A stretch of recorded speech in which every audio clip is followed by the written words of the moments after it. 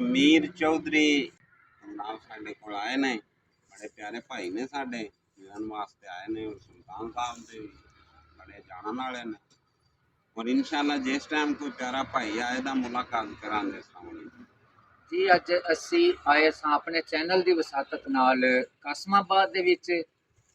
ਮੇਰੇ ਬਹੁਤ ਹੀ ਪਿਆਰੇ ਭਾਈ ਨੇ ਨਾਸਰ ਨੰਬਰਦਾਰ ਸਾਹਿਬ, ਸੁਲਤਾਨ हैदर साहब। ਤੇ ਤਕਰੀਬਨ ਮੇਰਾ ਕਾਫੀ ਅਰਸੇ ਤੋਂ ਇਹਨਾਂ ਨਾਲ ਇੱਕ ਬਹੁਤ ਅੱਛਾ ਤਲਕ ਹੈ। ਫੋਨ ਤੇ ਅਸੀਂ ਰਾਬਤੇ 'ਚ ਹਾਂ।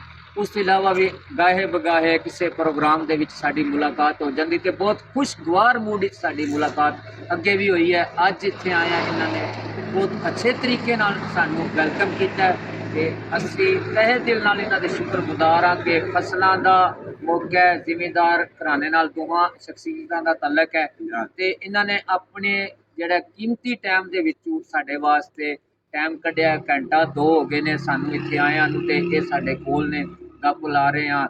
ਗੱਲਬਾਤ ਜਿਸ ਤਰ੍ਹਾਂ ਦੀ ਮੌਕੇ ਮਾਇਲ ਦੇ ਮੁਤਾਬਕ ਅਸੀਂ ਕਰਦੇ ਰਹੇ ਹਾਂ ਤੇ ਬਹੁਤ ਅੱਛਾ ਇਹਨਾਂ ਨੇ ਸਾਡੇ ਨਾਲ ਵਰਤਾਓ ਕੀਤਾ ਤੇ ਇਨਸ਼ਾਅੱਲਾ ਅਸੀਂ ਦੁਬਾਰਾ ਵੀ ਇਹਨਾਂ ਕੋਲ ਤਸ਼ਰੀਫ ਲੈ ਕੇ ਆਵਾਂਗੇ ਤੇ ਇਹਨਾਂ ਨੂੰ ਵੀ ਸਾਡੇ ਵੱਲੋਂ ਦਾਵਤ ਹੈ ਕਿ ਤੁਸੀਂ ਸਾਡੇ ਡਿੰਗਾ ਆਓ।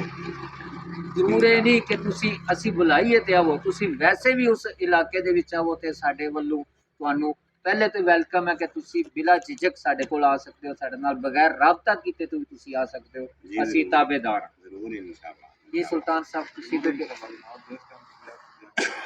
बहुत मेहरबानी, शुक्रिया होने का ਜਿਹੜਾ ਕੋਈ ਟਾਈਮ ਨਹੀਂ ਦੇ ਸਕੇ ਉਹਦੀ ਮਾਜ਼ਰਤ। नहीं नहीं ਇਨਸ਼ਾਅੱਲਾ ਜਿਸ ਟਾਈਮ ਵੀ ਤੁਸੀਂ जी बहुत शुक्रिया। टाइम की किल्लत है।